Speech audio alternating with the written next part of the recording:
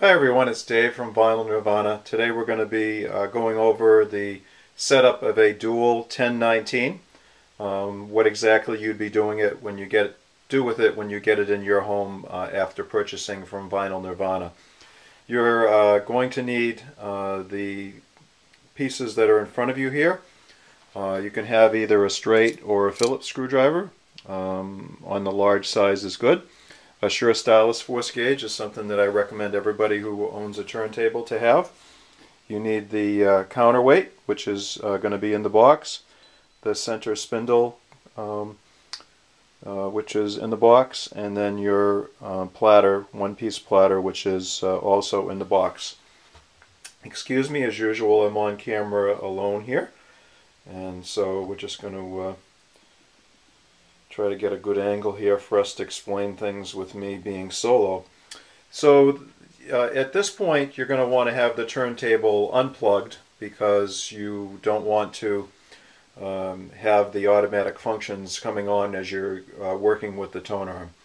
So first thing we're going to do is untie the, usually it's a bread tie that's holding the tone arm in place.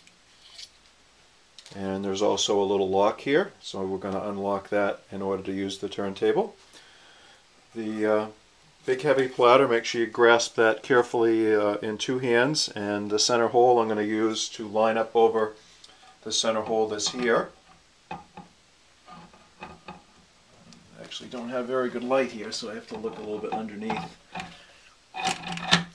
Okay, so drop that. It's always a good idea to give it a couple of turns in order to, if anything was slightly out of adjustment, a couple of turns usually gets that back into adjustment. Now on the 1019 model there are two transport screws. One's here in the front and one is here in the back. I'm not going to fully disengage these because this turntable is being shipped tomorrow, and it's sometimes a little bit difficult to get these to be nice and tight, so I do have these right now. So basically going counterclockwise tightens these, and going clockwise actually loosens it. So you just keep going. You'll remove these small cardboard pieces. There's one's here and one in the back, and you'll loosen it all the way until it just drops basically down, and that the whole subchassis will then float because these have both been released. So here and here, and going in clockwise will loosen those and allow you to disengage them, and you would need to use those again until you're transporting the turntable at some time. So that's the basic use of the screwdrivers. We've got the center spindle, which we're going to put in. The counterweight goes in the back of the arm. You can see there is a slot here, and the slot goes in the downward position.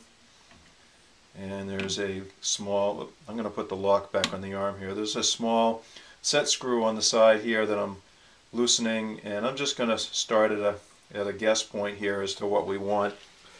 In this case, this cartridge does have a stylus guard, so we're going to lift the stylus guard. I'm going to take the Shure Stylus force gauge, put that on the V on the spindle. This particular cartridge is 1.25 grams, so I'm moving the Shure Stylus force gauge to 1.25 grams. And your anti-skate, which is this dial down below, is set to 0. It should be set to 0 to start. And I have this dial here, which is the actual counterweight force, set at 1.25, or approximately. It's between the 1 and the 1.5 mark. There's different philosophies on where that should be set. I like to have it set where the actual counterweight force is going to be, would typically be, but again, we're using a Shure Stylus force gauge in order to do it. So we're going to use the first line in the gauge and take a guess here and see whether we're heavy or light. We're heavy. So I am going to move the counterweight backwards, making it lighter. And again, this is just trial and error until we get to 1.25. I overshot, so I'm going to move it in half the distance I did a second ago. Getting closer. You'll notice I keep putting the lock on. It's just safer for the stylus to do that. Make sure it doesn't whip out and and break. Okay, now we're a little heavy again, so we're going backwards 1/8 of an inch maybe. I think that was a little bit more. Okay, and we're balancing pretty darn close anyway.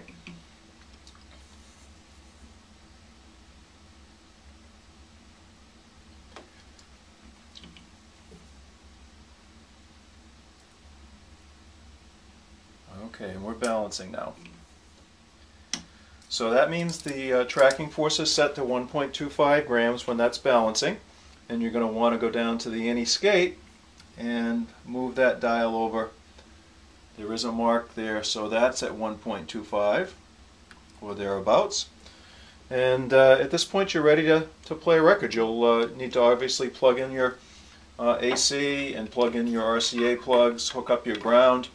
But at that point, with the transport screws released, obviously, and with the tracking force set, you're ready to play a record and enjoy the table. Hope this was helpful.